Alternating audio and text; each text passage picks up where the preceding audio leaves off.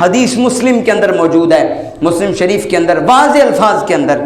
آج کچھ لوگوں کو بڑی پریشانی ہو جاتی ہے، ہم در رسول سے مانگے تو بڑے پریشان ہوتے ہیں، یار اس وقت تو حضور حیات تھے، آج تو حضور حیات نہیں ہے، آج کیوں جاتے ہو؟ میں نے کہا سنو، قصہ معراج سے پتہ چل جاتا ہے۔ حضور گزرتے ہیں اور حضور فرماتے ہیں مررت بقبر موسیٰ وہو قائم یصلی فی قبرہ، کہا لوگوں رب کی عزت کی قسم میں موسیٰ کی قبر کے پاس سے گزرا، میں نے دیکھا اللہ کے نبی موسیٰ علیہ السلام اپنی قبر میں کھڑے ہو کر رب کی نماز ادا کر رہے ہیں۔ کون ادا کر رہے ہیں؟ حضرت موسیٰ کھڑے ہو کر، حدیث کے اندر الفاظ ہیں، اپنی قبر کے اندر کھڑے ہو کر نماز پڑھ رہے ہیں۔ تو یار موسیٰ کو اللہ نے یہ طاقت عطا فرمائی، حضرت موسیٰ کو، کہ اپنی قبر میں کھڑے ہو کر نماز پڑھ رہے ہیں، لیکن یہ ان کی شان ہے، تو مجھے بتاؤ جو سب نبیوں کے بھی تاجدار ہیں ان کی شان کا عالم کیا ہوگا؟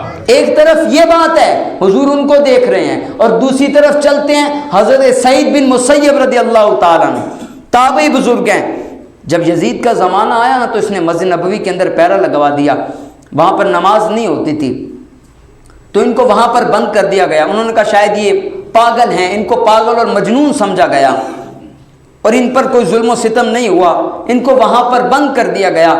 اب یہ وہ تابعی بزرگ تھے کہ جب تک ان کو بتایا نہیں جاتا تھا نا کہ نماز کا وقت ہو گیا ہے، تب تک ان کو پتہ نہیں چلتا تھا۔ بعد کے اندر ان سے کسی نے دریافت کیا کہ حضرت آپ کی نمازیں تو پھر قضا ہوگی؟ کہا خدا کی قسم ایک نماز بھی قضا نہیں ہوئی۔ کہا حضرت آپ کو تو بتانا پڑتا تھا، ہمیں بتائیں تو صحیح راز کی بات کیا ہے، آخر کون تھا جو آپ کو بتا دیتا تھا؟ آپ اٹھائیں مسند امام احمد بن حنبل، آج بھی اس کے اندر یہ الفاظ ہیں جو اہل سنت کے عقیدے کو واضح کر کے قوم کو سبق دے رہے ہیں کہ یہی اہل سنت اہل حق ہیں، تمہیں بھی لوٹ کر آنا ہوگا۔ مسند امام احمد بن حنبل کے اندر یہ الفاظ موجود ہیں، آپ فرماتے ہیں یزیدیوں نے مجھے بند کر دیا اور میں حضور کی مبارک قبر کے ساتھ ٹیک لگا کر بیٹھتا تھا۔ آپ کہتے ہیں خدا کی قسم اسماء الاذان والاقامت من قبر نبی صلی اللہ تعالی علیہ وسلم، کہتے ہیں خدا کی قسم جب اذان کا وقت ہوتا تھا محبوب کی قبر سے اذان کی آواز بھی آتی تھی، جب اقامت کا وقت ہوتا تھا محبوب کی قبر سے اقامت کی آواز بھی آتی تھی۔ ارے وہ نمازیں پڑھاتے رہے، ہم نمازیں ادا کرتے رہے۔ تو یہ موسیٰ علیہ السلام کی شان کی کیا بات ہے، لیکن جو موسیٰ کے بھی محبوب ہیں ان کی شان کا عالم کیا ہوگا؟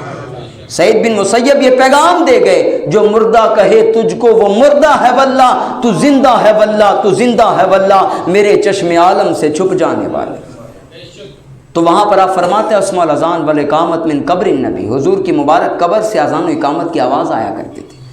اللہ اکبر۔ تو بہرحال میرے کریم آقا علیہ الصلوۃ والسلام پھر قرب خاص کے اندر پہنچتے ہیں، سدرۃ المنتہا پر جس وقت پہنچتے ہیں تو جبرائیل کہتے ہیں حضور اب آگے میں نہیں جا سکتا، اس سے آگے گیا تو میں اس کی تاب نہیں لا سکوں گا۔ اب محبوب آگے بڑھتے جا رہے ہیں، یہاں پر تو کمال ہو گیا نا، اگر حضور علیہ الصلوۃ والسلام خالی نور ہوتے تو پھر جبریل بھی نوری تھے، وہ بھی جا سکتے تھے، اور اگر حضور خالی بشر ہوتے تو کسی اور کو بھی جانے کی توفیق مل سکتی تھی، کوئی اور بھی جا سکتا تھا۔ یہاں سے پتہ چل گیا میرے محبوب کی شان و عظمت کی کیا بات ہے۔ محبوب آگے بڑھتے جا رہے ہیں اور شاعر اپنے لفظوں کو جنبش دیتا ہے اور کمال کر دیتا ہے، کہنے لگا بشر پہ اگیا ودے جاوے نوری رہ گیا تھلے، جدو انو اگے ودے ویکھیا آکھے بلے بلے بلے، کوئی حد ہے ان کے عروج کی، بلغ العلا بے کمالی ہی، وہی لا مکان کے مکی ہوئے، سر عرش تخت نشیں ہوئے۔ یارو وہ نبی ہیں جن کے ہیں یہ مقام، وہ خدا ہے جس کا مکان ہے۔ اور یہاں پر میرے امام نے تو کمال کر دیا، کہا کہاں گئے تھے، کہاں تک گئے تھے، کس وقت گئے تھے؟ تو اعلیٰ حضرت کا جب قلم تڑپانا تو کمال کی بات لکھی، کہا سراغ عین و متا کہاں تھا، عین کا معنی تک کہاں، متا کا معنی تک کب، نشان کیف و الہ کہاں تھا، کیف کا معنی تک کیسے، الہ کہاں تک۔ تو یہاں پر اعلیٰ حضرت نے کمال کر دیا، کہا کہاں گئے تھے اور کہاں تک گئے تھے، کیسے گئے تھے اور کس وقت گئے تھے، کہا اس کا کسی کو پتہ نہیں تھا۔ سراغ عین و متا کہاں تھا، نشان کیف و الہ کہاں تھا، نہ کوئی راہی نہ کوئی ساتھی، نہ سنگ منزل نہ مرحلے تھے، کمان امکان کے جھوٹے نقطوں، تم اول آخر کے پھیر میں ہو، محیط کی چال سے پوچھو کدھر سے آئے کدھر گئے۔